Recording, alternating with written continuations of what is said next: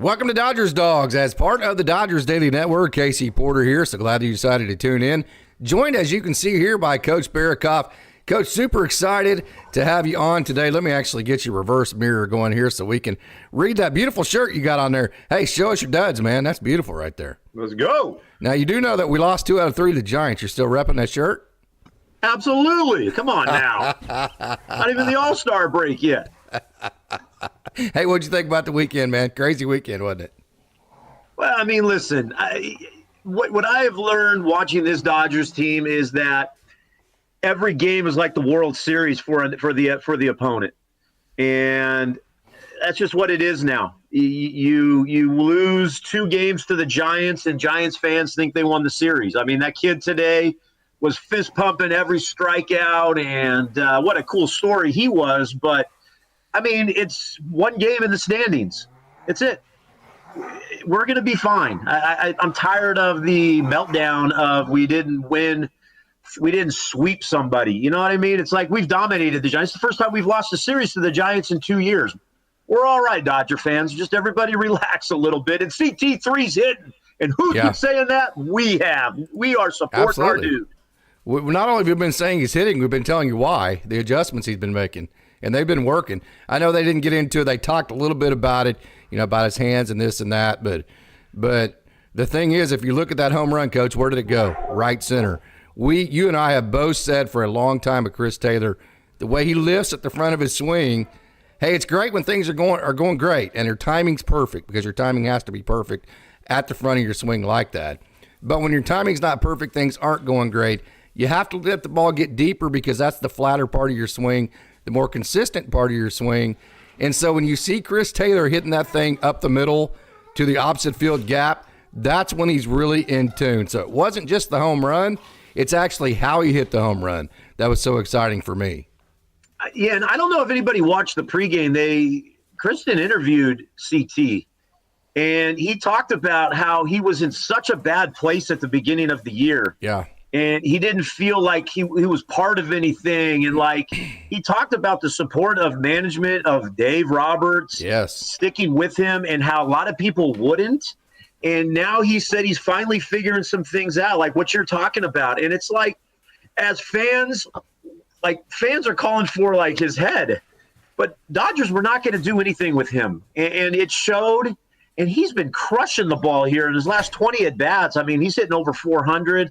He looked great today. I mean, in a game that was over, he worked that pitch count all the way down and got a nice little hit out of it. And so did Kike, which I just love the approach. I mean, it was ball game, and they had to make a pitching change at the end. But I'm just pumped for CT3. Yeah. And now they talk about this runway to third base.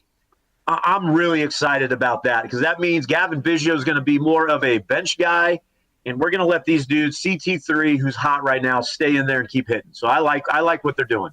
467 in the last 7 games, 270 in the last 15 for Chris Taylor. And both OPSs, both the last 7 games and the last 15 games, are over 800. So, yeah, I get it that fans just say, well, the game was over, meaningless hits, that kind of thing. To a guy like Chris Taylor, no hit is meaningless at this point. You never know when that one shot, that 3-pointer you hit, no matter what the score is going to be, gets that shooter back, his confidence back. You just tell him to keep shooting, right? So, I mean, hey, Chris Taylor has had some of the biggest hits in Dodgers' recent memory, period. So he is clutch. So from that, now, if he was just some random guy that had never come through in the clutch and never been in big moments, I would agree with you. I would agree with fans that, it's just a hit that's in it. Okay, the pressure. But for a guy like that, that wasn't just a hit all those hits matter for him. Yeah, and that's why a lot of guys probably turned this game off. I was like, I'm staying all the way to the end, because, one, we're powerful enough, whoever's in there, that Dodgers could come back. But I loved CT3's last at bat. He didn't care what the score was. And he was up there to prove that he should be playing every day. And I loved his approach. I loved Kike's approach at the end there. And it's the mentality that the Dodgers had. It's what, 10-4, and those guys are still up there, still going to work, and it's a professional at bat that those guys had, and I loved it. I loved every second of it, and I know the game was pretty much over, but CT3 was great. I mean, that last at bat was where his mindset is, and we're going to see a lot more of him. Like it or not, we're going to see more of him. Yeah, 2023 last 2 years, 2022, he's had a total of 13 at bats, but in his last sample size that actually mattered, 37 at bats in 2021. He hit 351 and had an OPS that was, over 1,200. So I'll defend Chris Taylor's postseason results. If you're going to cherry pick 13 at bats, that's fine. I know we have a comment in the comment section. That's fine. I mean, and I get it that he hasn't been very good, but here's my biggest point before we move on to something else. With Chris Taylor, with Kike Hernandez, with guys like that, they're not getting DFA'd. They're going to be on the roster. So as Dodgers fans, instead of bitching and moaning about them and constantly saying, hey, let's cut them, let's get them out of here, instead of doing that, because it's not going to happen anyways, Austin Barnes in the same position, let's just support them and hope they do the best when they get in there, because we know it's going to happen. Yeah. That's kind of where I'm at. Yeah, and I could probably be accused of being a homer, and that is fine. I am. And I love those guys, and I will support them. And it's the same thing with Biggio. It's like he's a Dodger, so we want him to do well. I'm not rooting against. It's like I don't understand the fact of, if you're a Dodger fan, why it's almost like people are rooting against these guys and wanting them to fail just so we could get rid of them. That makes no sense to me as a Dodger fan. Like, if they're going to wear our colors, I'm all in on supporting these guys, and I will never change that, right or wrong. I will always be that guy. So it's like, hey, sorry fans, like it or not, CT3 and Kike and these guys, they're going to play, and that's just how it's going to have to be. And you could cry and moan all you want, but they are Dodgers, and they're going to play, and I'm going to support them all the way. And I'm not necessarily trying to be argumentative with anybody who's opposite that or saying they're wrong. Yeah. I'm not saying that Chris Taylor maybe shouldn't get DFA'd, or that even maybe Kike, the way that he had been playing, shouldn't. Nobody is a bigger proponent of using your farm system than I am. And those guys are in the way of Ryan Ward. Those guys are in the way of Cody Hosey and Andre Lipsius. And so that's a conflict for me. So trust me, I'm not disagreeing with the fact that you might say that should happen. All I'm saying is that it's not going to. And because it's not going to, we might as well just all get on board and root for them instead of bitching about them and just hope everything that, because I did it myself for quite a while. And that's kind of the conclusion I came to. But before we move on, final thoughts on that topic, Coach. Yeah, you hit on the subject. Like it's easy. I get it. Like I'm not. Yeah. When I read the comments about these guys, like it all makes sense to me. Yes. But I know what the reality is, and I like these guys, and they're Dodgers, and I'm just going to support them. I'm never going to root against them. But again, I'm not trying to be argumentative with anybody in what they're saying. Like, I get it. You're fans. You have the right to say that. It's just like, let's support them. Like, there's no reason to be against them. Like, they're going to get meaningful at bats. So that's where I'm at. So I'm not against anybody's opinion at all. Coach, you know that we're both eternal optimists. In the coaching world, when you're dealing with, in my case, 18-year-olds, 16, 18-year-olds, in your case, a little bit older, you're dealing with youth. You're dealing with guys that might be having a bad day, or girls, because they broke up with their girlfriend or something on social media. I mean, that's literally our life, right? So we have to be eternal optimists. We always have to see what is good in people. That's literally what we get paid for. So going to the Giants, really not playing well, not pitching the ball well at all this weekend. The Giants, check this out, Coach. They had 23 at-bats with runners in scoring position on Saturday.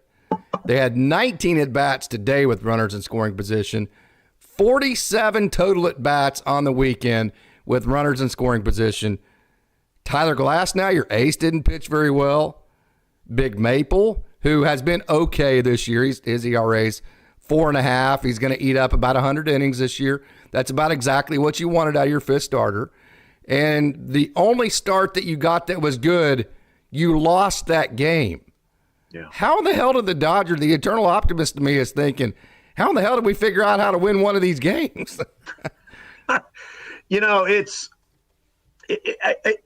Listen, everybody wants to beat the Dodgers. We are like, it's the Dodgers and Yankees, and everybody hates those guys, right? We're that team. And I get it. The Giants have, they're the Giants. It's the Giants Dodgers, and the place was sold out. That's what the Dodgers are going to have to be. And if there was anything that I found frustrating is look like today, again, long road trip. I mean, it's like it's been a weird 2-3 weeks for them traveling wise.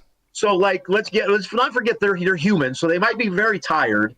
They just didn't look into today's game. Like it was like not a big deal. All right, we're getting beat 9-0. Let's just get on. Let's get back to the day off tomorrow.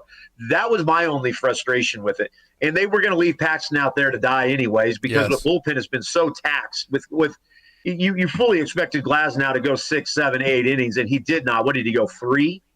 So the bullpen was crazy. The only thing I was just like, I didn't understand using Evan Phillips back-to-back. That was kind of frustrating to me, but, man, it is what it is. Teams are going to play the best baseball that they can against us. It'll be fun to see what the Giants do the next 2 series. They got to go to Atlanta and Cleveland. If they continue to play as well as they against the Dodgers, okay. But I'm telling you, everybody's getting jacked up to play our guys. So that's kind of where I'm at on that. Yeah, and why not? Hey, you could consider tomorrow maybe one of the first true road days because it's not filled with like traveling from all the way across the country on an airplane. I mean, tomorrow the Dodgers are going to be in their own beds tonight by probably right now almost. Yeah. So really, I mean, tomorrow is one of the only true off days that this group is going to have had. And I can't remember. I mean, all the days run together and I don't have the schedule in front of me, but it's been a long time. Yeah, I think as fans we forget that these guys are humans. Yes, they're making more money than we could ever dream about, and they have a little bit of a higher expectation, but they're also human beings. And just because they make a ton of money and they fly, all great planes and all this stuff, they still get tired.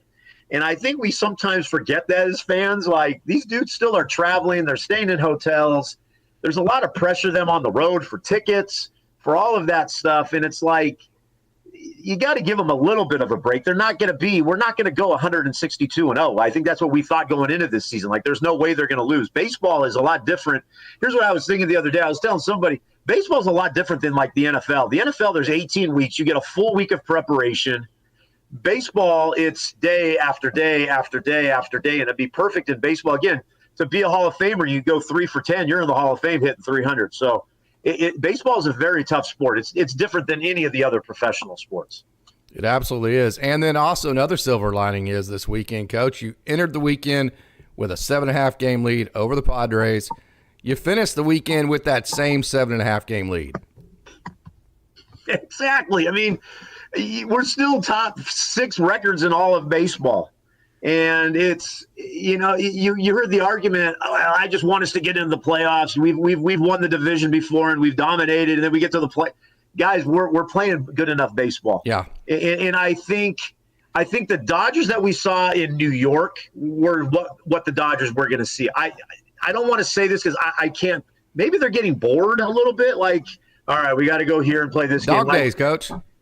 Yeah, it's like, guys, everybody relax. Like, after the All-Star break, we're going to be okay. I mean, I'm still going to hold on to that. We've dominated before and gone into the playoffs and stunk. So we're okay. Like, everybody relax. We're still top 6 records in all of baseball right now. Yeah. Hey, Coach, we have a great crowd logging in on a Sunday night. Wasn't quite sure with the off day tomorrow with 4th of July coming up this weekend. Never can tell quite how a Sunday night is going to go. But Daniel Berry Sports Highlights in the house, Nando 390. BC, hey, thank you so much for joining. LC's in the house. Also, we have Pika Peep. Pika Peep, thank you so much for joining. Danny Cali Boy, thank you for joining our show tonight. So a great crowd. Like we said, our wonderful moderator, Gregory, is in the house. Coach, and we are firing fastballs from Nando 390. I love it. Right out of the chute, okay? We have a comment from Nando 390, DFA Paxton. Let me make a small comment on that before I send that to you. Paxton actually, for a fifth starter, like I said earlier, going to eat somewhere around 100 innings, on pace to do that, with an ERA around 4.5, and he's 7-2. So I get the frustration for today. It was terrible. There's no other way. He said it himself. He has to be more than a 2-pitch pitcher. Yeah. We talked about simplifying for him. That's great. You simplify to get back to executing. But at some point, you have to start executing and then build your playbook back. You can't just continue just to be a 1-3-1 defense just because you're simplifying to execute. You have to get back to execute and then build your defense back to be a more he can't just be a two-pitch pitcher. Yeah. So he's got to build back the changeup and be a guy that's, I mean, I know Barnes called the game today, and I defend Barnes. And so if you're going to defend Barnes when he calls good games, you also have to identify when the games go sideways. I will say this, though, that when your pitcher can only throw a fastball and a knuckle curve, what else can you call? I mean, you're kind of limited on what you can call for the guy. Yeah, I mean, we're going to overreact because it looked like, I mean this all jokingly aside, I could have got up there and squeezed the bunt through or something. Yeah. Like, it just – He just didn't have it today, and you could tell he was frustrated. He almost looked embarrassed to me. Like, for us guys that we watch Dodger baseball every single day, it's not like he wanted to go out there and give up 9 runs or whatever he gave up. Yeah. We're not going to DFA him. He is what he is. He's a fifth starter. We knew what we were going to get from him.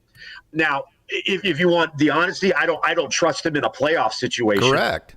But for right now, in the dog days of going into the All-Star break and the next couple of months, he's a great fifth starter. He's going to give you a game or two where he's dominant, and then he's going to give you one like this today. That's what a fifth starter, sixth starter is in a banged up rotation. And I like high expectations of Paxton. I never had those.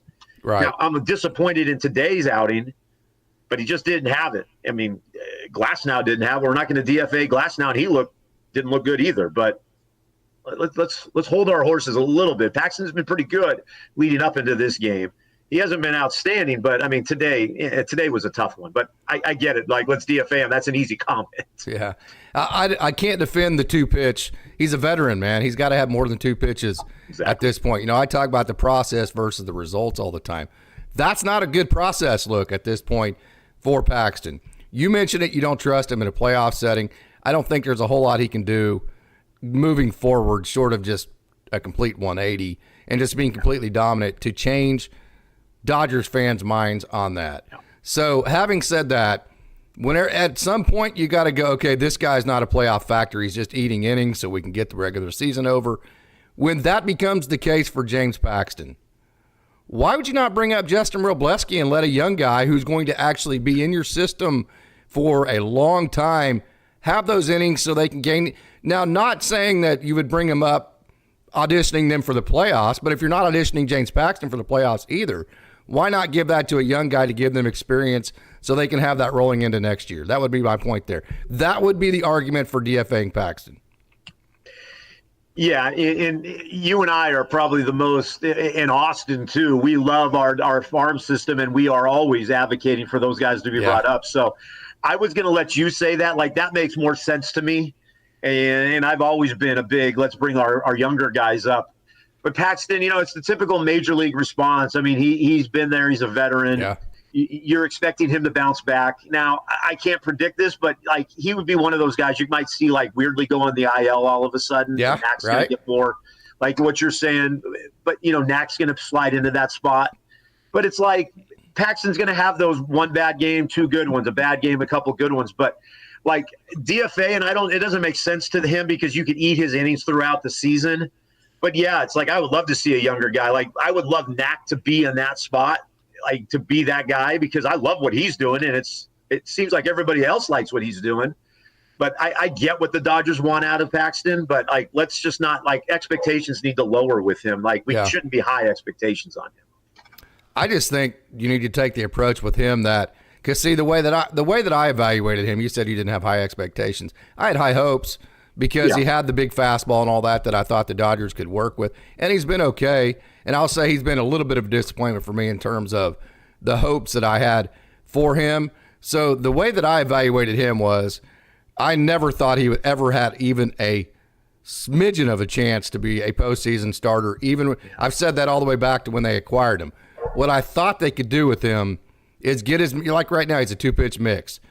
If he masters that 2-pitch mix, you could throw him into the bullpen as a high leverage lefty in the bullpen that has a lot of, you can throw some gas. Not the way he's pitching at the moment now. So kind of the way that I evaluate him is what I just said is once you realize there is no way this guy is going to be on our playoff roster, at that point, there's no reason for him to block a prospect. That's just kind of how I look at that. Hey, peek a peep, good evening. I saw today's game, Dodgers-Giants game. Paxton stuff looked fine. Just seems that the game calling on Barnes' part was off. Too many fastballs being offered to San Francisco lineup already coming out of it. My question would be, okay, he has a fastball and a knuckle curve that is a tough pitch to land. So what other pitch do you want him to call? That would be my question when the guy only has 2 pitches offered right now that he can throw. Yeah, and the Giants took advantage that he didn't have his stuff today, and they just teed off on that fastball. I mean, it was one after another. It looked like a bad high school baseball game of a kid that's struggling, and you're just trying to get to the next day. That's what my impression was. And again, when James Paxton throws, I'm always sitting down on the couch going, all right, let's have a great game today. Let's help our bullpen out. And it just didn't happen today. And I get the frustration from fans, but it's James Paxton. Whatever success you get, that's a plus to me. And if he came in here and was dominant all year long, that was a huge plus. But I mean, again, I didn't have high expectations with James Paxton this year. That's just me though. So I think we're getting what we thought. Yeah, we are. We are. Hey, Coach, what do you think about? We'll get into the trade talks here, but let's hit on that real quick. Who are your trade targets right now? We'll get into depth here in a minute, but just kind of go over who your trade targets would be at this point. I've thought a lot about this. I love the White Sox pitcher, Crochet, right? I love him. Yes. I'm seeing a lot of all this social media.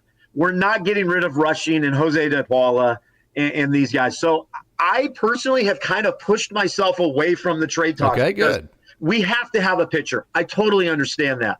But the Dodgers, we're not going to gut our minor league system for a guy. I just don't see the Dodgers doing that. Now, if they do that, then they're telling me that they all want all in on a World Series this year, and they are more confident in what they have in the system than maybe I know about. I just don't see a Dalton Rushing and a Jose De Paula and a Landon Knack and a Miguel Vargas and a Pages being shipped off somewhere for a 3-month pitcher. So it's easy to throw around some great names out there. I don't know who the Dodgers are going to target, and I think that's the beauty of our management is that they're going to pull off something that's going to be pretty spectacular, but we don't know who it is. So I have pushed myself away from the trade talks because it's too hard to predict. I saw one about Anderson from the Angels. We're not giving up all of these prospects for Anderson of the Angels. We're just not going to do that. I don't understand that thinking. I think it's fun to throw it out there. You would have a probably way better idea on trade talks than I. I am just wanting to stay out of it. Yeah. I take the stance that I always take with that, and that is the Dodgers have great development. They have great scouting. They have all of that, and I just think they can afford – they have duplicates at every single position of great players. They could give away 3 or 4, maybe 5 great players and really not skip a beat. We already see – I mean, just look at the offseason last year, Coach. They fixed their starting staff by going and getting Glasnow and Yamamoto out of free agency. Yep. Sasaki's going to be available next year as a free agent. What never gets brought up is that Shohei Ohtani's going to be pitching again next year too. Tony Gonsolin, Dustin May's coming back. We don't know about Walker Buehler. He may re-sign Bobby Miller, Landon Knack, River Ryan, Nick Frasso is going to be back. So the Dodgers already have more depth than really they can find. I mean, Kyle Hurt is in AAA right now. That's how much depth. J.P. Fireeisen, who's struggled, but he hadn't struggled until this year. He's in AAA right now. Did I say Kyle Hurt was AA? He's AAA. I hope I didn't say that. The Dodgers have plenty of depth. They have several different catchers, all the way down to Tyrone Lorenzo. They have several shortstops in the system. They have a lot of outfielders. So I think if they can target I've said this, don't just go get a pitcher just to say, hey, we need a pitcher. Yeah. Okay? Throw Landon Knack out there. Don't do that. Go bring up River Ryan. Bring up Justin Robleski. Don't just go get a pitcher just to go get a pitcher. Now, if you can get a guy that you can say, man, this guy's dominant. We're going to work with this guy, and he's going to be throwing the ball 99 miles an hour, and he's going to be like Tyler Glasnow is at the top of a rotation, then I think you do give up your prospects at that point. The right ones. I don't give up Dalton Rushing, though. I don't give up Garland Enriquez. The rest of them, for me, are fine. Yeah, I keep hearing the name. I hope I don't pronounce it wrong. Tarek Skubal, was it from the Tigers? Yeah, from the Tigers. That one makes sense to me. Yep. Crochet makes sense to me, but as a non-baseball guy, like he's thrown a lot of innings that he hasn't thrown recently. So it's like I would be really hesitant to give up a lot of prospects for a guy like with some iffiness behind him. Like that stuff scares me, and I don't know. Our bullpen, fact check me on this, but our bullpen's right now #1 in baseball, correct? So our bullpen's all right. Now we were taxed because of Glasnow, like that was a surprise. So our bullpen was pretty tired. We need a pitcher. I don't think we need an outfielder. That's just me. We need some pitching, but who that is, I don't know. But I'm just hesitant on some of these names that are being thrown out there. So. But you're right. We have a lot of depth in our pitching. I think I told Austin last time on the last Monday show, it would be amazing to finally have a healthy Dodgers pitching staff and actually see what we could do. I think people forget that we don't have a healthy staff at all. We haven't had one. Like if we had a healthy staff,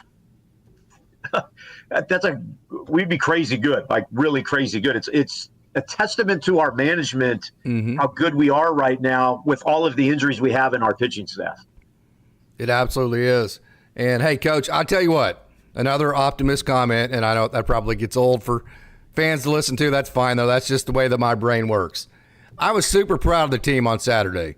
You get walked off on Friday night. That's a gut punch. I mean, I know it's 1 out of 162, but still, man, it's the Giants. It's a jazzed-up environment. It's a gut punch, period, end of discussion. Then you come out the next night.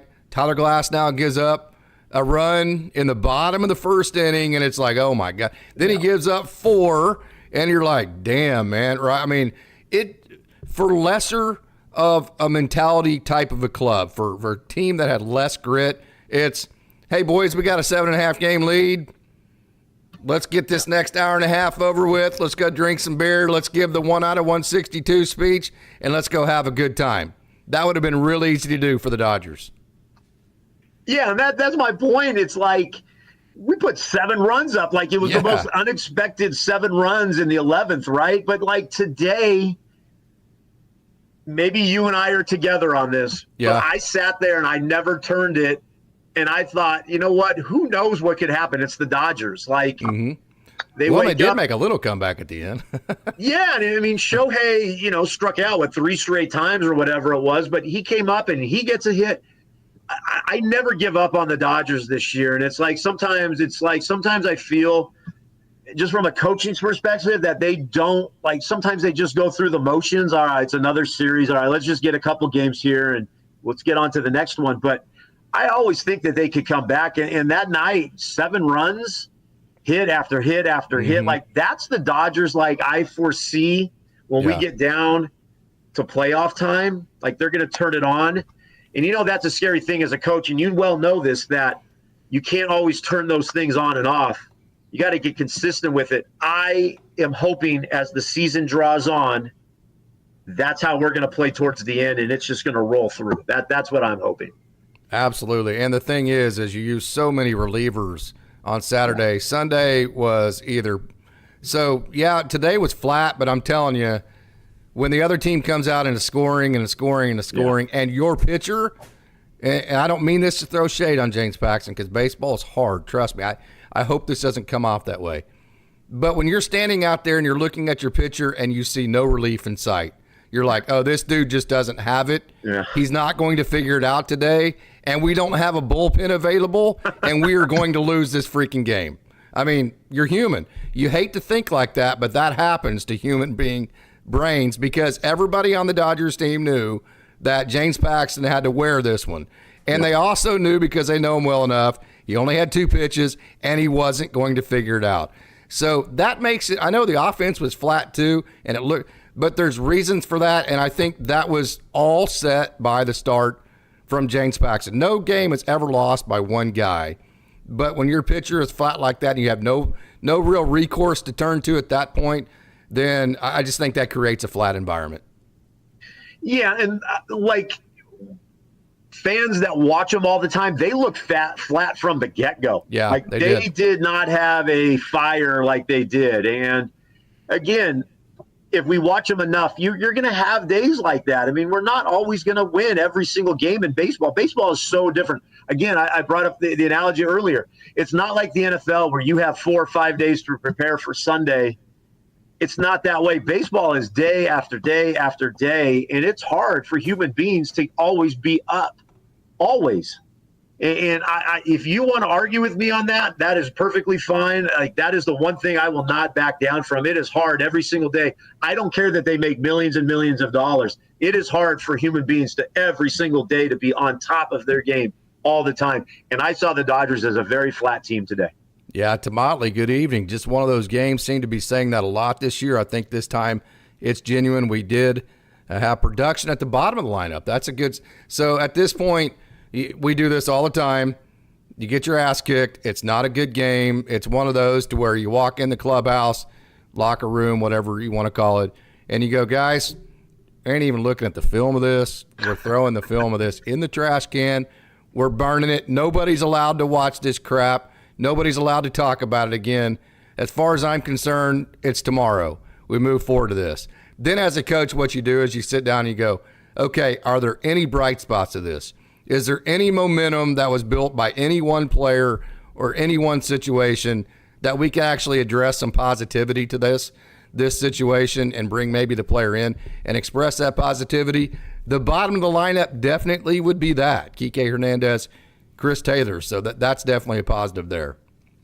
Yeah, and I'm going to tell you this, and I am not a baseball guy. I haven't been in that dugout or that locker room, but I will tell you this. I've been around enough professional athletes from the sport that I'm involved in, and I know this translates. The Dodgers are not going in there and saying, oh, like, I hope we lost today. It's no big deal we lost today. They want to win every single game. It's not like the frustration that the fans have. They have the same frustration also. They want to win. They take pride in what they're doing, but you're right. It's like, yes, we've seen this too much of late, but it's coming into the All-Star break. We've been on the road a lot. It's been a weird schedule, this flex schedule, whatever they want to call it.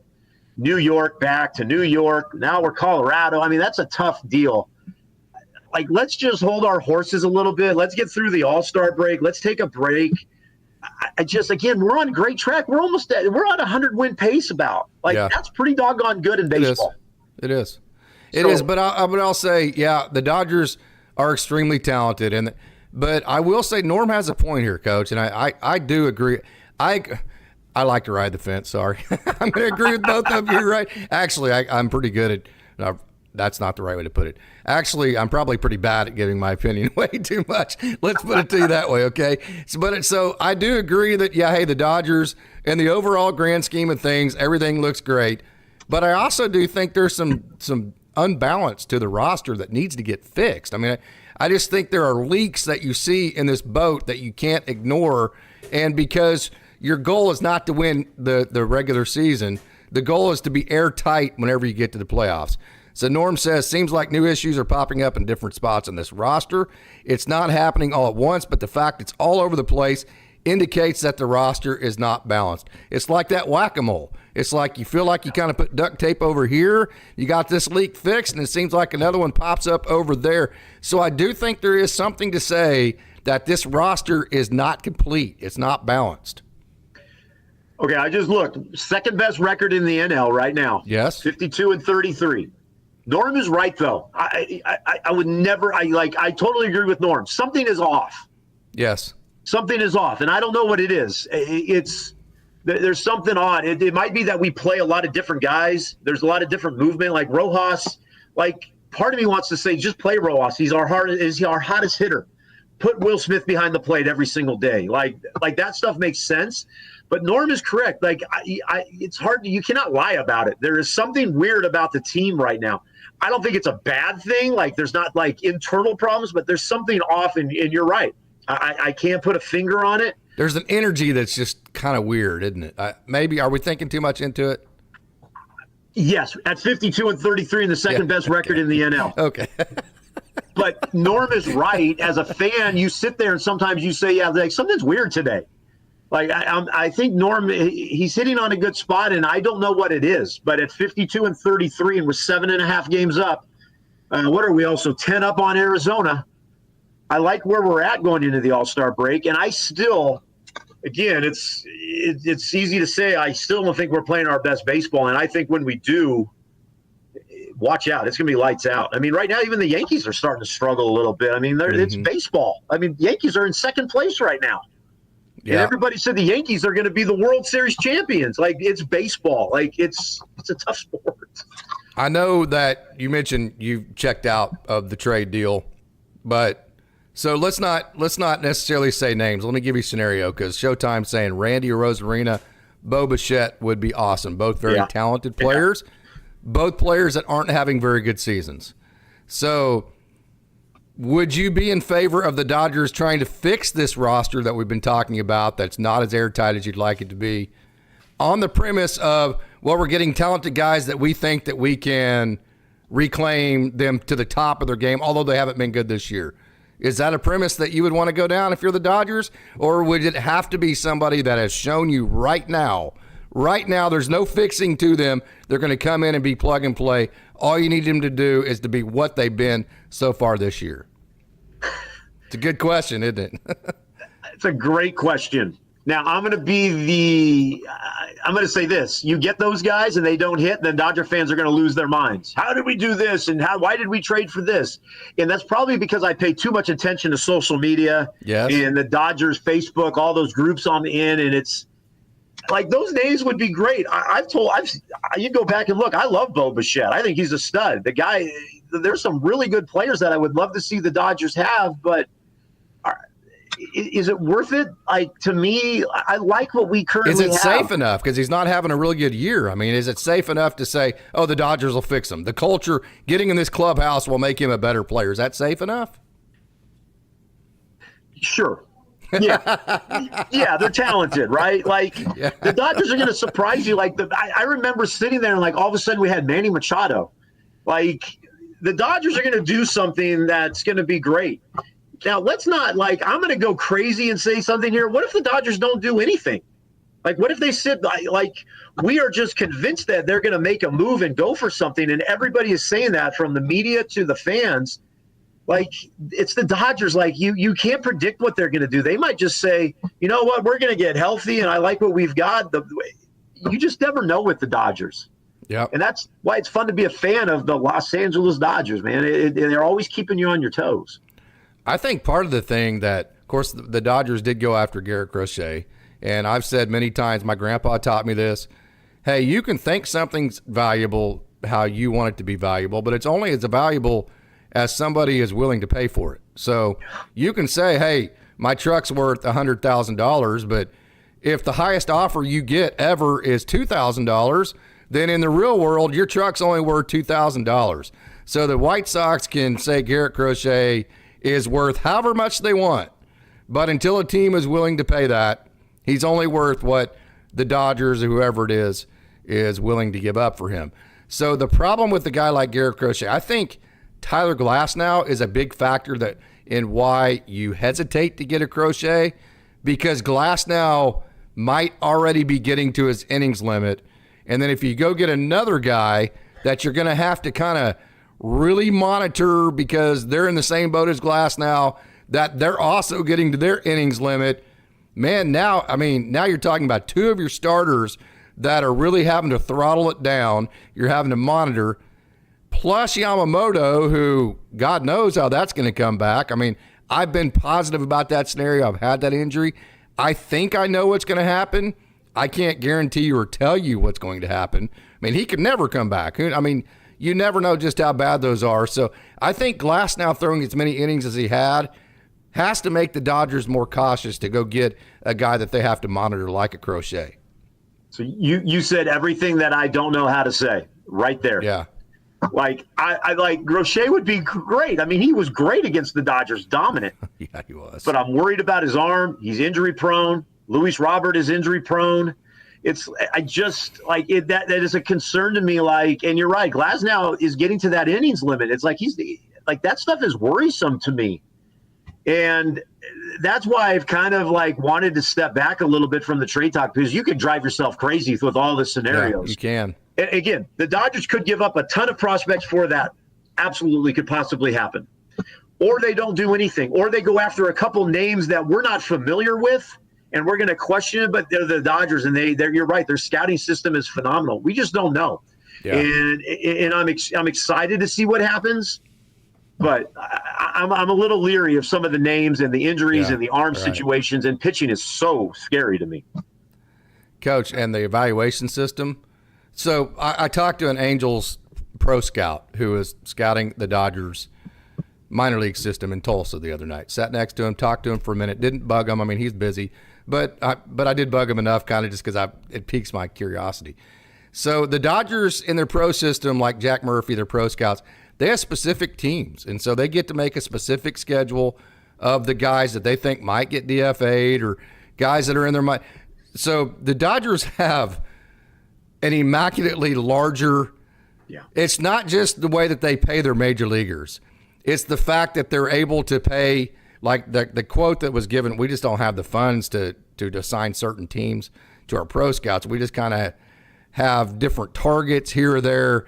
So the Dodgers have a massive advantage over these other teams because they're able to have the resources, the human resources, to organize it in a way to where they can be very specific towards the guys that are in the other team system. That's why they're so good at going and getting the DFA guys, because they've had Jack Murphy watching these guys for so long. And so this is a system for the Dodgers that evaluates things so well. This is another reason why I'm not worried about trade. Nothing's perfect. Yes, sometimes you're going to give away guys that do end up working out, maybe bite you in the butt in the end.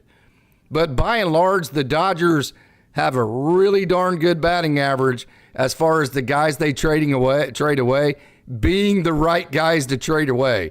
I mean, Victor Gonzalez just got DFA'd. Phil Bickford just got DFA'd. I mean, Keibert Ruiz was a really average player at the major league level, although he was a big prospect. So they're very good at that evaluation system, which is why we're both on the same page, I think, here. Whatever the Dodgers choose to do, that's the way they've evaluated it. I totally trust all of that. You said a lot of stuff, and it boils down to this. The Dodgers know what they're doing, and you and I could sit here all day and say we're not going to get rid of Rushing and so-and-so, but if the Dodgers want to get rid of them, they obviously have a plan in place knowing that there might be something better down the line. Like that's why that is the one thing I've learned now of following the Dodgers and the minor league system and learning about as much as I can. The Dodgers know what they're doing. It's easy for you and I to say there's no way they're getting rid of Dalton Rushing. There's no way they're going to get rid of Miggy Vargas. But if the Dodgers are going to do that, they know what they're doing and they know what they have behind them to make those decisions. They're not just getting rid of guys. They are the Dodgers. We've talked about it. They draft always in a bad drafting position and always get studs. There's a reason why they get studs. There's a reason why they make the moves they do. I will never question them. Again, Gavin Biggio, I would rather see Miguel Vargas play, but they got Biggio for a reason. I don't know if he sticks with us or not, but the Dodgers are doing. They're calculated. They're calculated assassins. They are. They absolutely are, Coach. Right. They have great people and great resources. Yeah, and that's just how I feel. So it's great to talk about me saying they're never getting rid of Dalton Rushing because Coach Barikoff is a diehard fan of Dalton Rushing. But if the Dodgers want to get rid of him, they're going to get rid of him and go get somebody for him. And I don't know who's behind them. And I'm not that educated. But they're the Dodgers, so they're going to do something that's going to make our eyebrows raise one way or the other. I always hear the name Yordan Alvarez. That's fine. That's one guy. I mean, the Dodgers have traded how many guys in the last 10 years? It's one. I mean, if you want to keep going back to one guy and say, well, they traded this guy. Well, yeah, they've traded 100 guys, and they're 99 out of 100. They're not going to be, no matter how many resources and human resources you have, nobody's ever going to be perfect. So that would be my answer to the Yordan Alvarez. I'm not disagreeing with any of that the Dodgers probably shouldn't have traded him. All I'm saying is, look at all the other 99 guys that they were right on. You're not always going to be right, no matter how many resources you have. Hey, Coach, we have a great comment here from Craig Osterberg. We also have a super chat we're going to get to here in just a second. I totally agree with this. Freddie Freeman, I've said this many different times. I wish, of course, I think it's up to him. I don't know that for a fact. That's totally my opinion. But I wish he would be more receptive to days off in front of days off. The 2 days in a row, the last time that happened, now last time it was forced on him because of the rain. I mean, he had like 5 hits that game back. I mean, he was like a spring chicken after that game, after the 2 days off. I just wish Ohtani, and the names here, Craig's saying Ohtani and Freeman, I wish they would take the day off in front of the day off and have the 2 days off. I just think that would be a good thing for everybody. You know, my brother and I talked about this, and maybe you even mentioned it. Watching Freddie run, he doesn't run as smooth as he's ran in the past. It's like he's nagging, like a nagging injury or something that he's just not wanting to give in. It's like the days of Cal Ripken playing all those games in a row are over. And, you know, the big basketball talk is load management right now. Like, that drives me nuts about the professional of basketball. But it would be nice to see Freddie take, like, this day off. Like, today would have been a great day off. Like, he played 5 innings, but, like, today would have been the day. Put Biggio there. Put Vargas there. Let Freddie sit, and then he can fly home on Monday, be with his kids and family, and then get ready to go on Tuesday. Like, that makes complete sense to me. Ohtani's going to win the National Player of the Month. Like, it would have been okay to have him sit today. Let Will Smith DH. Yeah, I agree. Just came off of a big outing, and Will Smith was like 2 for 30, you know, going in the other night. I'm with you. But, there's this part of me that thinks Freddie's got this in his contract. Like, I can make all decisions on lineups. And if I want to sit, I'll sit. You know, it's like he's really old school in that sense, and you got to respect that. But it's like, come on, Freddie. 2 days off won't hurt you, brother. Yeah. Hey, Tamale says, I do look forward to Chris Taylor getting in the third base rotation. And we have a question, who played third base today? That is Chris Taylor. And Dave came out and said today that he's going to get more runway at third. They like the adjustments he's made. That's my opinion. I went out on social media and stated very clearly what I think the adjustments are. I will defend that no matter what, just from what I've seen. And also, Coach, just kind of get your opinion out loud in front of the crowd here. My post about Kevin Biggio last night and jumping him for the farm system, was that fair? Absolutely. Okay. You know, that might be the problem. You and I are in agreement on all that stuff. Yeah. You're not getting somebody pushing back on that. I have said it on social media, other things I talk on. I want to see Miguel Vargas play. Why is Vargas not playing? The guy can hit. Guy can hit. We gave Pages the opportunity. He's getting better in center. He's had a couple tough days. San Francisco's not the easiest place to play center field. But I want to see Vargas play. And if Miguel Vargas is listening to this, Miguel, I'm your biggest dude, man. I love you, brother. Nope, DMAC is. Sorry, Coach. You're second. Okay, second. I'll be second on that. But why is Miguel Vargas not playing over Biggio? Come on. Well, see, I'm going to disagree with you on that, just because I've seen the changes that they have had all the way back to Double-A Tulsa, Coach. I went and watched him play first base, then play third base, then play second base, then go back to first base, then go to third base, and then try to incorporate a third base at the AAA level, and then try to incorporate it second base at the Major League level, and then go back to left field. And I also saw him the day he came back to Oklahoma City. And then so you go to left field, you do all this time in left field. Now you're going to ask him to come back to third base again, of which he hasn't taken a ground ball all year. He's just now getting confidence. His confidence is as thin as a piece of paper. You're going to ask him to come back to play third base, something he hasn't done all year, for 2 weeks or 3 weeks. And then you're going to ask him to go back to left field. So in my opinion, just the time, I totally agree with the Dodgers not wanting to throw Miguel Vargas into that fire as far as the third base part of it, because to me, from what I've seen, you know, I got to interview Miguel Vargas the first day he came back to AAA last year. I got to see the look in his eyes, and almost it was like relief. I mean, I know that probably wasn't the case, you know, but it was just like, okay, well, now I need to go back and reinvent myself, that kind of thing. So and if I saw it, you know, the organization saw it. And so I think they're in protection mode for Miguel Vargas. And for that, I give him credit. And for that, I actually agree. Having said that, if they did say, hey, the next 3 weeks or until Muncy gets back goes to Miguel Vargas at third base, we're running with him, I would be in total agreement with that. I'm good either way. Yeah, I'm the biggest Kike Hernandez proponent, but he hasn't looked good at third base. Mm-hmm.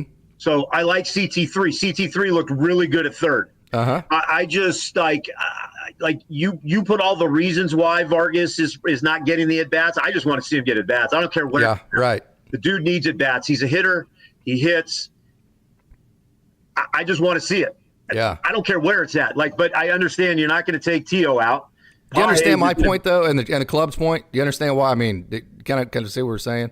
Absolutely, and I just can't. I don't like to agree with it. But I get it. We've talked about it before. They've bounced Vargas all over the place. I mean, I watched him in Tulsa playing first base, and I'm like, this is crazy to me. If a guy could hit, you find a spot for him. Sure. And that's just how I feel. But you know what? Who am I to try go against what the Dodgers are doing? I just like seeing the young guys play. I'm not one of those guys. If they come up, I'll give them every chance to hit. And it's like I'm not. We can always talk about wanting Outman to come back, and it's like I would love to see Outman back up Pages, later innings, as that guy's a defensive replacement. Yeah, I don't know. I just like seeing the young guys get at bats. But you said all the right things about Vargas. I didn't want to say all that stuff. Yeah, I'm just explaining why, and just from what I've seen, I don't necessarily disagree. Hey, Aaron Vaughn, we have a great comment here. We Dodgers fans have traumatic anxiety because we are so unsure with our starting pitching, anxiety over Mookie getting overworked, the hole at third base. Okay, so the word anxiety, that's a great word to use. And I think it all stems from the fact that the Dodgers have just laid an egg in the postseason the last 2 years. So instead of enjoying the ride and going, hey, we've won 50 games, it's all good. Instead of doing that, I'm the guiltiest of everybody out there. Instead of doing that, everything that comes out of my mouth is geared towards the playoffs because I have such anxiety towards what's happened the last 2 years. We're not being honest with ourselves if we don't have anxiety. Okay. So that's not bad of me. That's not weak-minded of me to think that way? Okay. I think anybody that knows me, follows me, I'm the most positive Dodger fan. Dodgers could be down 15-0 in Game 7 of the first round of the playoffs, and I still think we're going to figure out a way to win. Yeah, good. But you're right. I have anxiety about the playoffs. It's a reason why when we won our last World Series, I cried because it's been a long time. It's been since 1988. That's a long time. I mean, I was in, 7th or 8th grade in 1988, living in Los Angeles with fireworks going off as I watched Gibby hit that home run. But that's a long time as a Dodger fan to wait. So anxiety, we probably have more than anxiety. We're like, I know I do. It's more than anxiety. It's like nervousness. Yes. It's right. We go great through the pro. We win all these West Division titles, and then we get to the playoffs and the Nationals beat us. The Padres beat us. That was the most embarrassing thing, watching the Padres beat us. Boston beat us in the World Series. Darvish on the mound thinking that we were going to have this great outing from Darvish, and we get disappointed. I'm with you, Dodger fans. You're right. Everything is geared towards the playoffs, and then when we get closer, it's like when you watch regular season at bats, you get a little nervous, like, oh man, if we could score here, this game's over. But in the playoffs, I'm rally capping. I'm touching all my bobbleheads. My wife and I, we're pouring different bourbon to see which is going to work. Yeah. Yeah, I'm with the Dodger fans on that, man. That's what we a lot of anxiety. That's a long-winded answer, but yeah, I'm nervous about the playoffs. Absolutely. Yeah, I also think that's why whenever it's just like I think that's also why Dodgers fans are always in mode of, hey, we need to go get this guy. Hey, we need to trade for that guy. Hey, we need. I just think that anxiety goes into that. That's also why I'll say this, and I've said this many times. The Dodgers have to win that first World Series with this crop of Dodgers. They've got to knock that door down that first time, remove that anxiety, so then everybody can relax. And then I think if you knock that first door down, you might win 3 or 4. You might go on a big-time run. Yeah, I mean, there was a comment made about the third base. Justin Turner was there for so long. It's like, when's the last time, Adrian Beltre, Ron Say, right? Yeah. Dodgers always seem to have like a weird thing about our third base spot. We're always good at short. We're great in the outfield. Our catching is always really good. We've got a great first baseman. But it's right. I mean, we've got to win a World Series here soon. But I think as Dodger fans, we get spoiled. We're not like a lot of organizations. Like we always say, I hope we can get so-and-so, but we're the Dodgers. We can at least have those conversations. There's a lot of teams that don't have these conversations. I mean, it's not all the time you get a Shohei and a Freddie Freeman and a Mookie Betts and a Glasnow, Yoshimoto. Like that's not usual. That's unusual. And I think we get spoiled as fans where we get towards the playoffs and it's like we need to go after these guys. Well, why do we say that? Because the Dodgers are the team that can do that. Not everybody can. So I think we get a little spoiled. I would totally agree with that. Hey, just a reminder, we have a great Down the Farm. It's about 20 minutes long. We're going to cover Justin Robleski. Another really nice left-handed arm that Rancho brought up, a guy out of Duke that's 94 to 97. That throws kind of a knuckle curve, knuckle slider type pitch. Hey, and Jose Mesa, we're going to talk about him. I know you mentioned him on the show the other day. Rancho, Alexander Albertus, Jose Mesa. Give me some of the other names. Wilman Diaz, Oswaldo Osorio, and then you've got Wyatt Crowell. I mean, you got all these guys that the Rancho's bringing up that are super exciting from the complex, Coach. Yeah, I mean, Austin and I, if you should check us out. Austin and I on Monday, we deep dive some Dodger prospects. But I mentioned Alexander Albertus. That guy's a stud. Yes. I talked about Jose Mesa. The name that I'm really high on right now is the Ferris kid. I mean, he's a spectacular. I mean, he's going to be a stud for us. Yeah. The Dodgers are.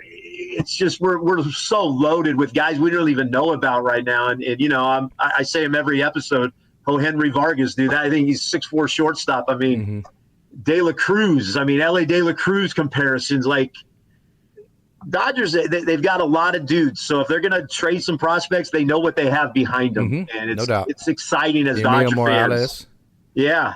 Yeah. You could go on. We could spend an hour probably talking about Dodger prospects. Yeah, and we could. I mean, come on now. Who else gets to say that about that? There's a lot of farm systems that are depleted. Padres, if you're Padre fans out there, our farm system is loaded. So I'm excited. I mean, it's great to be a Dodger fan. Got a lot of Tulsa coverage, Damon Keith and all those guys. Right. So, hey, NS, here's a great comment. Internet fan sites are meant for ranting as much as rainbows, LOL. Peek a peep, roster as it doesn't need any real drastic changes, just a tweak here or there. I think that's a very, very, very balanced approach to that. Just kind of, hey, chill. We're good. Kind of like what you're saying. Hey, we've won 50 games. It's all good. Remove the anxiety from your decision. You're going to be anxious, but you cannot allow that anxious to have any effect on your decision making. I think that's a really good way of looking at that peek a peek. I think the team needs starting pitching the most. Says Aaron Vaughn, can't ever have too much of it, especially for October. I would disagree with that a little bit. I think instead of saying you can't have too much pitching, I think the Dodgers need to get elite pitching. That's why I'm for a Crochet type of guy. I'm not for numbers. I don't care about it. They already have a whole bunch of them. They already have River Ryan and Kyle Hurt and Landon Knack and all these guys, Justin Robleski. They already have enough of them. But what they don't have right now is another Tyler Glasnow, which is what a Garrett Crochet would have. They don't have three guys right now they can send out in a playoff scenario that are all three dominant. That will allow you to struggle a little bit offensively. Yeah, and I might be misspoken on this, but when we got Trey Turner and Max Scherzer, like, to me that came out of the blue, like, oh my gosh, we're getting those guys? Like, I could see the Dodgers doing something like this, like a name we're not thinking about out there and getting an ace to go, or a left-handed ace to go with Glasnow. I could see something crazy, the Dodgers doing something like that. And it's easy for us to say we're not getting rid of so-and-so, but we're not the front office. We're just two guys that like the Dodgers a lot, right? We absolutely are. But here's the thing. I'm with you. I think ahead to October, and I'm a little nervous, but I'm always going to be. But that's called being a Dodger fan right now. Yeah. You just got to live with it. Yeah. Mr. Kopacetic, it's a good point. You can't have the offseason. They had a historic offseason. We're going to go a couple more minutes, and we're going to get to Down the Farm. You can't have the offseason they had and just sit and do nothing. They had to be all in. They have to be all in with that. So that gets us down to our super chat. We have another super chat. 199 Vargas in left field, CT3 Kike at third base, platoon. Vargas isn't going to play over Hayward, even though he's probably a better hitter. And, of course, Vargas and Hayward are right-left, so you could platoon those guys. Pika Peep says bring Outman back as well. Pages, not a true center fielder. I totally agree with that. I know you love Andy Pages. I think you would also have to agree. You've seen them both. You've seen Outman in Oklahoma City. I think you could say he's substantially a better defensive outfielder than Andy Pages. Yeah, I'm not going to say something crazy. Pages is getting a lot better in center field. I mean, he's had some really good plays, but today he struggled. He struggled with the read of the ball, the flight of the ball, the wind threw him off. Outman is a much better defensive outfielder than Pages. Pages is a corner guy. Outman is a true center fielder, in my opinion. I've seen Outman play enough times now. The dude is special in center field. Vargas and Hayward platoon, like, I'm okay with that. I mean, like, I like Jason Hayward. That's Freddie's dude. Like, you're not going to get rid of Jason Hayward. Freddie will lose his mind. And I like Freddie and Wright, but I would love to see a platoon with him and Miguel Vargas. That would make a lot of sense to me. You could always move Teo over to right field and put Vargas in left. That makes sense to me. Yeah, right. Right? Yeah, I would agree. I think Andy Pages is the right fielder is what I'm saying. Mr. Copacetic, this is an interesting conversation. Last topic we're going to get into here. He says the kids aren't going to win you many titles. I don't disagree with that, but I think youth can win titles every bit as easily as average veterans just because they have major league experience. I would always choose the youth over average major league veterans. I would. I don't know. Maybe I'm going to get old school here. Garvey, Russell, Say, Lopes. We brought them up. Yeah. Coach, look at the last crop that won the 2020. I mean, they came up, right? They did good. Like, we always want to forget Bellinger and those guys. Seager. Yeah, right. The youth mixed in with our talented all-stars, that's a lot better than putting youth in with just average guys. This is the time to bring in youth when you've got all these superstars. You can mix and match some youth with these superstars. You're right. You're not gonna put 8 minor league dudes out there that are getting their first 20 at bats. That will never work. But we have enough good quality young players to mix in with these all-stars. I'm totally in agreement with that. Absolutely. Yeah. Coach, if you have a chance, go back and read the comments in our chat tonight. It is unbelievable, the high levelness, the level-headedness, the tough conversations going on that are being had here. It is simply awesome to read. I'm just enjoying. I'm kind of listening to you. Don't get me wrong, because I like listening to you. But I'm not going to lie. I'm kind of locked in on some of these comments because they're so good. Peek-a-peek. I swear, if they're not going to use Vargas, give Vargas a real chance out there, just move him at the trade deadline. Well, you know I'm always for that. So Tomatley says start Vargas in left field.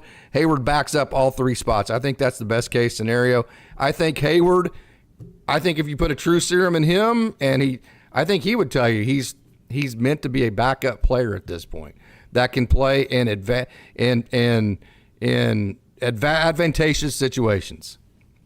Yeah, I'm with that comment. I love Jason Hayward, but I love him as a platoon guy.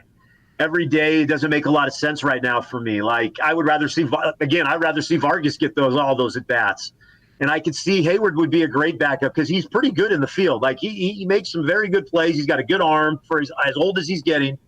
And you know what? Going back to your comments about the chat, like, this is one of the reasons why I love being on here, because there are a lot of level-headed Dodger fans that aren't out of their minds.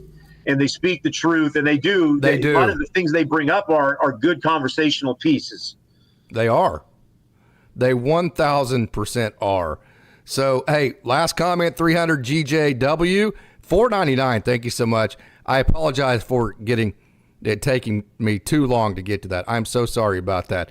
But, hey, it's going to be a seller's market. Dodgers will have to overpay for anyone we acquire. They need to get another starter for sure. Here's the deal. When they added I've said this many times, when they added the extra wild card, that meant you were going to have that many more teams that are closer to making the playoffs, that it makes it harder for them to sell their best players, because how do you tell your fan base, well, we're 3 back from that last wild card position, but by God, we're dumping everybody. I mean, it's hard to do that. So I think one of the byproducts of that nobody saw happening was that it was going to make the trade deadline more of a seller's market, and that's why the Dodgers, I said it last year, had to be more aggressive in the offseason, and they were. You brought up a great point, this extra wild card. I mean, the Giants are still in the race. I mean, there's some teams that are still in the race because of that spot, and it's so if people are going to want to trade, it's going to be low-end teams that are 15 to 20 something out right now, and you look at that, who is that right now? It's going to be a tough market, and I think as Dodger fans, it'd say, oh, they're going to give us so-and-so. But, like, why are people going to want to trade to us? We're the evil empire now. We're like, it's us and the Yankees. Like, why are people, unless they want to fleece us for a ton of prospects? So I think sometimes we have to take a step back and, like, we're the Dodgers. Like, people just aren't going to give us dudes. Yeah. Coach, like, even like the I don't want to say negative because they're not. Like, even the criticisms in the chat tonight are like, oh, wow, yeah, that – I can't disagree with any of that. And, like, the way that I evaluate that is if the player themselves were to come on this chat and read it, would they read that and go, okay, that's fair, I get it? That's kind of how I evaluate it. And, honestly, that's what this chat has been tonight. So it has been a super amount of fun. We are ready to get to the Down on the Farm, Coach. I want to thank you for that Traeger. I know you used your Traeger to cook a pizza tonight for the first time. How about that? How was it? You know what? I'm not great on the Traeger. I've always just been a charcoal Kingsford barbecue guy, but this Traeger's kind of opened my eyes a little bit. The pizza was good.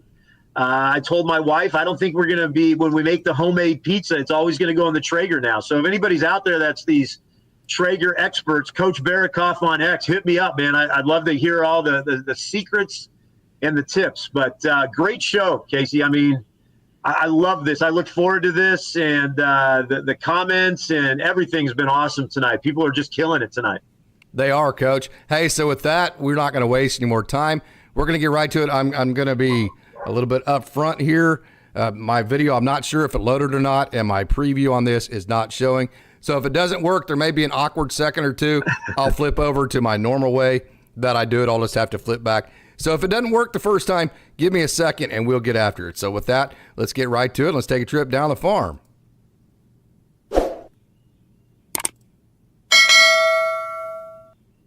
Going to start our Down on the Farm segment in Rancho Cucamonga at the single A level. Hey, I tell you what, Rancho is a super, super exciting team. Usually this time of year, they have had a bunch of promotions. Well, we just saw the Josue de Paula, Patrick Copen.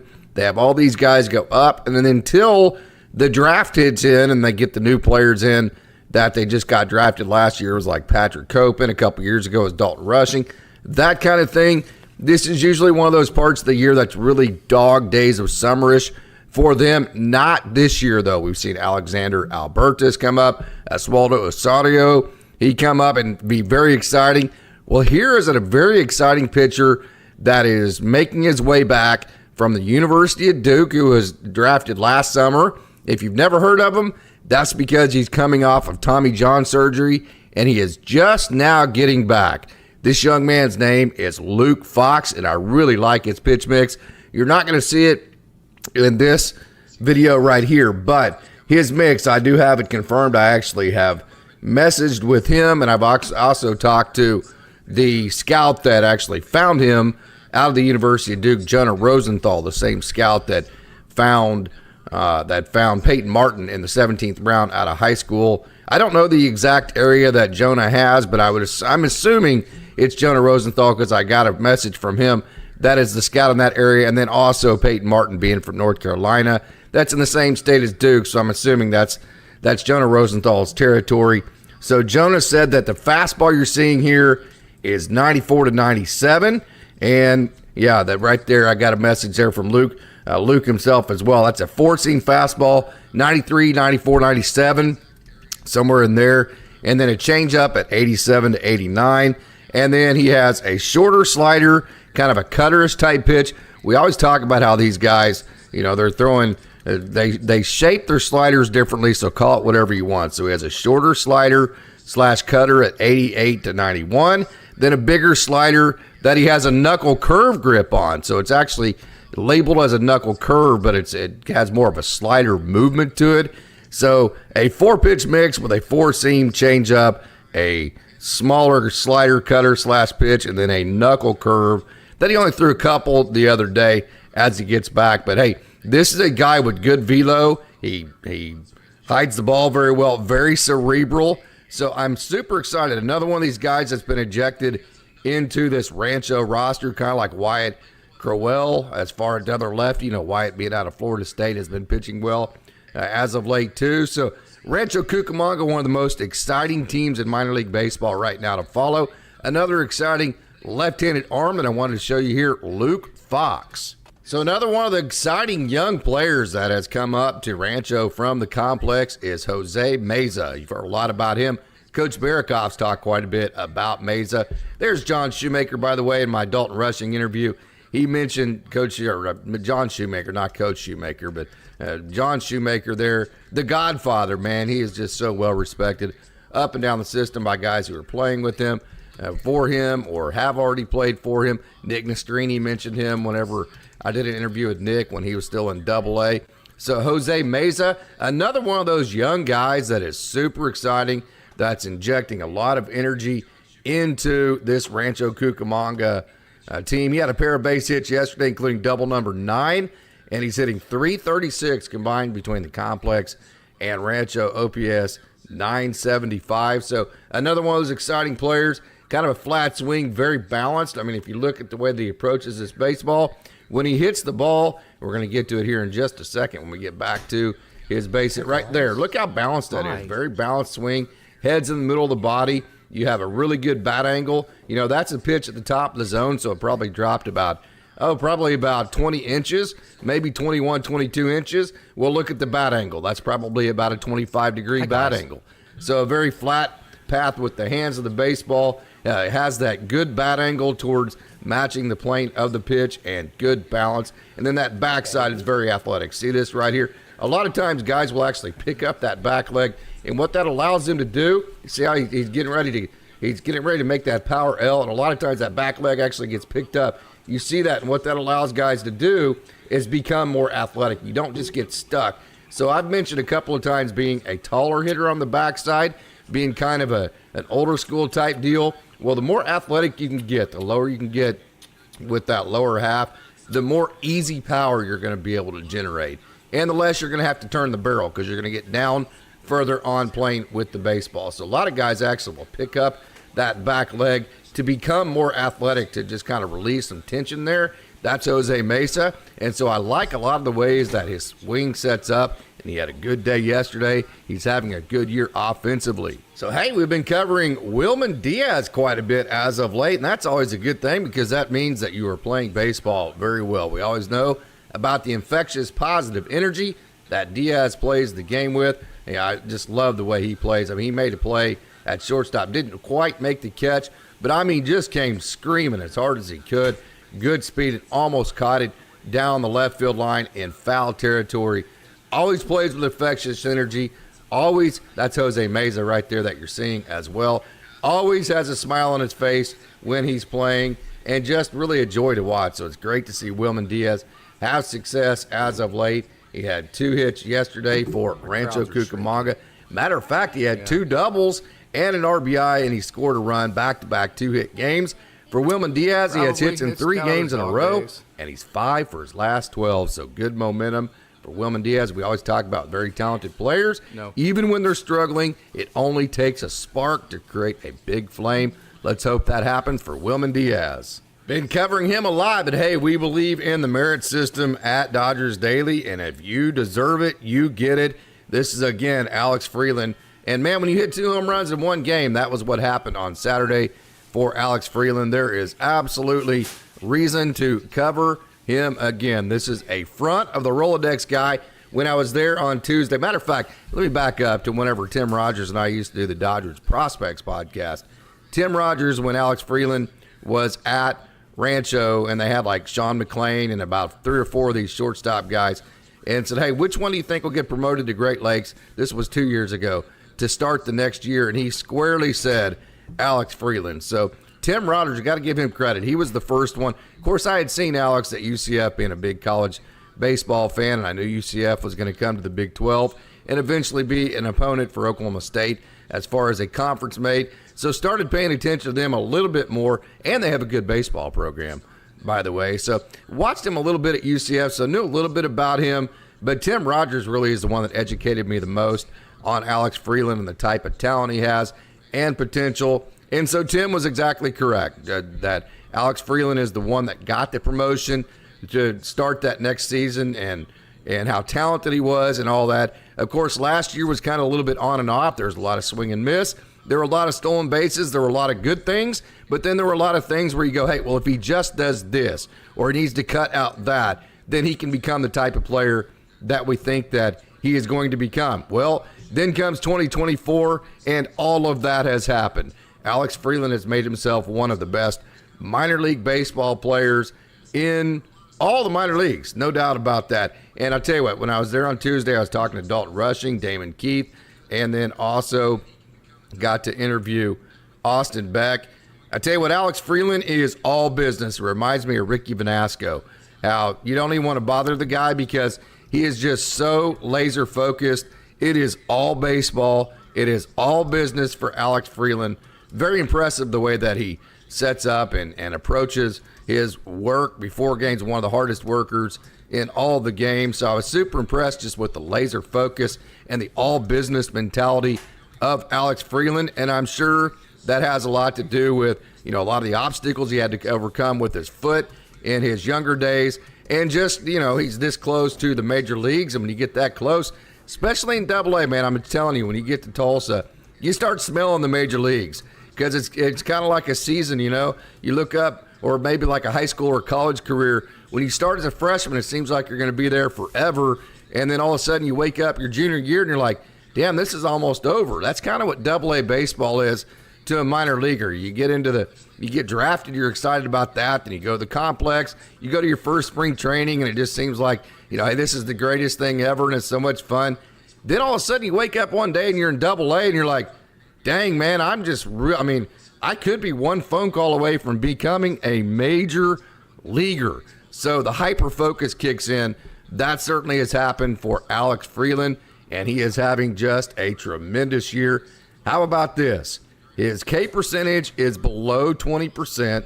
He has 11 home runs and 17 stolen bases. So great job, Alex Freeland. So this is Taylor Young, TY. We have covered him quite a bit, and that is absolutely okay because this young man is a fantastic baseball player.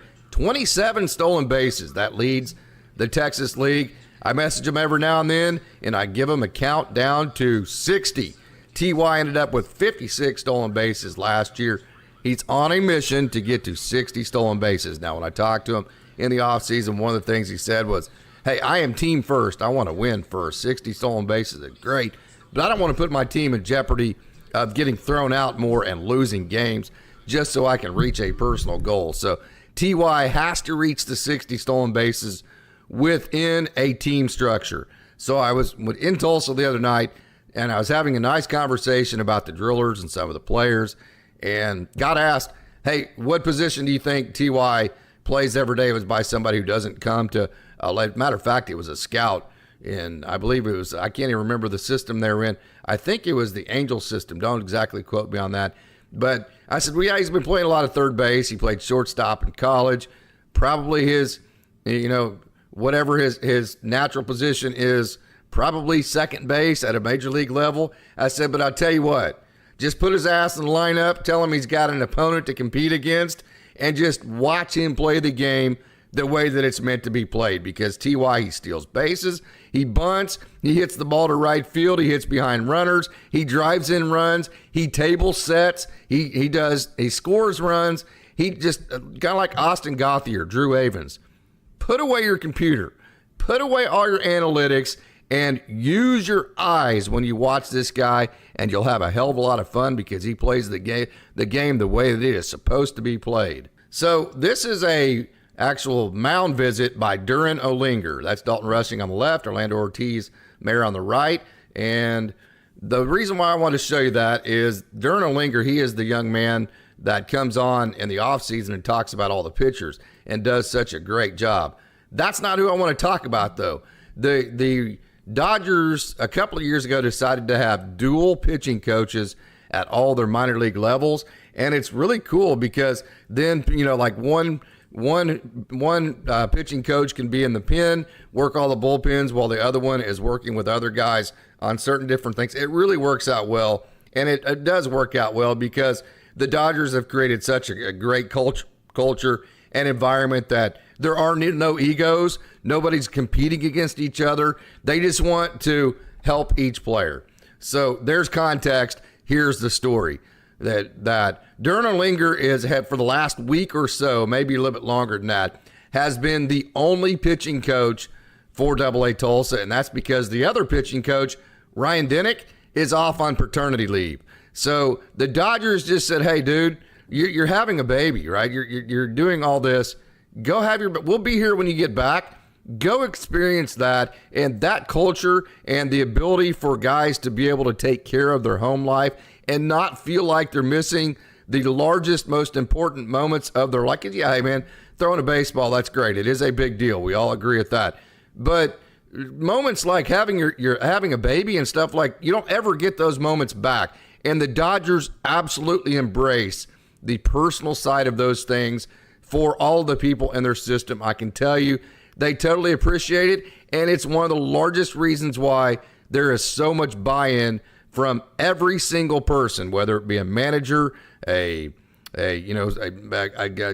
it be a manager as far as manager on the field, whether it be one of the managers in the dugouts or trainers, or any of the assistant coaches, pitching coaches, positional coaches, or the bus driver. There is more buy-in in the Dodgers organization than and I've been around a lot of different organizations, a lot of different baseball teams. I've never seen buy-in like this, and I wanted to tell you that story and that anecdote as a reason why and an example why the Dodgers culture is so fantastic and why they get so much buy-in. Ryan Dennick, congratulations, off on paternity leave. He'll be back before you know it. So this is Damon Keith again. We're covering him again. This is his second game in a row where he's had an opposite field home run. This one's very impressive because it's off a relief pitcher who's a submariner, and that's very uncomfortable. And not only is a submariner, let me back this up, that is a slider/cutter on the outer half that Damon Keith, he really stayed with the baseball. I mean, he let that ball travel, hit the ball exactly where it's pitched. Kind of has that Chris Taylor. He has a lot of lift in his swing, so the back part of his swing is going to be the most consistent part of his swing. So when he has deep timing like that, and he's definitely strong enough to do it, Damon Keith becomes very consistent at that point. So it's very significant to say that he's hit 2 home runs to the opposite field back-to-back days, then also had 2 more hits on Sunday. A young man that has been playing very good baseball as of late. 4 home runs, and it's 86 at-bats that he has so far this year. And again, he has hits in 5 games in a row and opposite field home runs in back-to-back games. So good job, DK, Damon Keith. Brennan Davis had 2 hits for AA Tulsa on Saturday. Right there, kind of gives off those Willie McGee vibes / George Foster. And he kind of looks like Willie McGee just set up with his closed stance, and or George Foster, the way that he's closed and then the way that he just kind of attacks that ball. That's a very George Foster-ish type swing. So he had 2 hits for AA Tulsa. Home run number 7 that you're getting ready to see here in a minute. Has hits in 6 games in a row. There's home run number 7. That looks like a ball he didn't hit all that well, but it just kept carrying and into the right field bullpen. That boy, Brennan Davis, that's a lot of carry right there, and he's silky smooth at third base. He plays some outfield. He played first base the other night. So another versatile guy. He was originally drafted by the Dodgers, and then he came back this last year. And so having a really, really good month, a good year overall, and he's had hit. Matter of fact, he had a great series this week. He had hits in every game this series against, in minor leagues. They start their series against one team on Tuesday, and then they have a 6-game series that ends on Sunday. So Brennan Davis had hits in every game this week at home against the Sod Poodles, and he went 8 for 20. So great week for Brennan Davis. Moving up to the AAA level, Justin Robleski got the start Saturday night in the big town of Reno, Nevada. Not going to sugarcoat it. Hey, you know how much I love Robo. He's a little bit everywhere for the first couple of innings, and he gave up a run that, of course, the second inning, he gave up like a bloop double that landed in front of the left fielder that was hit like 70 miles an hour. Then give Reno credit. They hit they sack bunted the guy over. And then Bryson Brigman, our good friend who is with AAA Oklahoma City, went back and forth between Oklahoma City and AA Tulsa last year and ended up becoming a free agent at the end of the year. He's with Reno now. Bryson Brigman, our good friend. Matter of fact, I interviewed him, and I really enjoyed getting to meet him. He hit a sac fly to score in the second. Then in the third inning, Justin gave up a base hit. He walked a guy.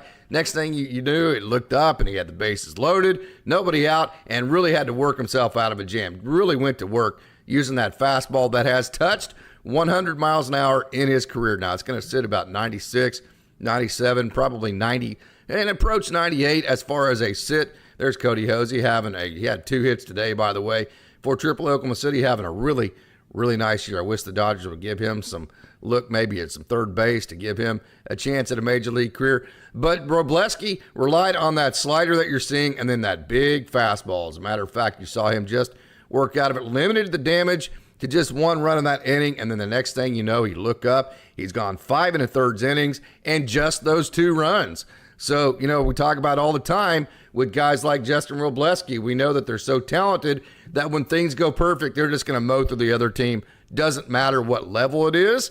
But how's it going to go whenever, hey, maybe your command or control, either one of them, isn't perfect? How are you going to handle that? How are you going to deal with it? How about grinding out 5 1/3 really nice innings, just 2 runs, 6 Ks, and 2 walks? So talk about big grit, big confidence in crisis, and great stuff. Touched almost 98 miles an hour last night, so great performance for Justin Wroblewski. Trey Sweeney had a good game last night for AAA Oklahoma City. Went 2 for 4, had 2 ribeye steaks, 2 RBIs. Trey Sweeney now it's hits in 5 his last 6 games, and it's 5 for his last 16. So this is a guy, hey, he's not hitting as far as batting average as well, I'm sure, as he would like, but you can see that swing right there.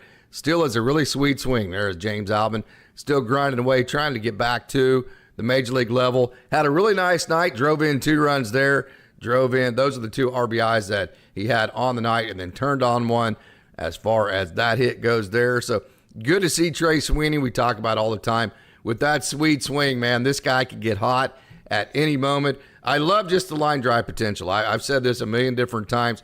I know the Dodgers like home runs. I know they like the ball to get in the air. They did it with Andre Lipsius, and it worked. And it does work a lot of times for a lot of guys. It doesn't work for every guy. I've talked a couple of times about how Chris Taylor's ditched the idea of just thinking lift. Now, he has his swing. His swing is going to be what it is. He's been doing it for so long. There's still going to be all of those elements in it. But the approach is just let the ball get a little bit deeper so you're hitting it in part of your swing where you're not actually lifting. That's typically speaking the easiest adjustment to make with a guy is timing versus an actual physical mechanical change. Because if you're thinking mechanical changes against professional pitchers while you're in the box, I got 2 words of advice. Good luck. See how even in a pull setting right there, that's Trey Sweeney. Let me back that up right there. Let me see how deep that ball got on him. I'm going to see if I can get that stopped. That ball actually got very deep on Trey Sweeney. Back that up one more time. Right there. They got that ball get very deep on him. And so that's in the part of his swing that's very flat. So I say all that to say Trey Sweeney, he should be a really nice line drive hitter, a hitter that's not going to necessarily get the ball in the air all the time, and that's perfectly okay. I think he could be a very good average hitter as far as batting average goes, that wears out gap to gap type thing. Hit a lot of doubles, get a lot of hits to the big part of the field, and just hit a bunch of line drives. So Trey Sweeney, good game last night.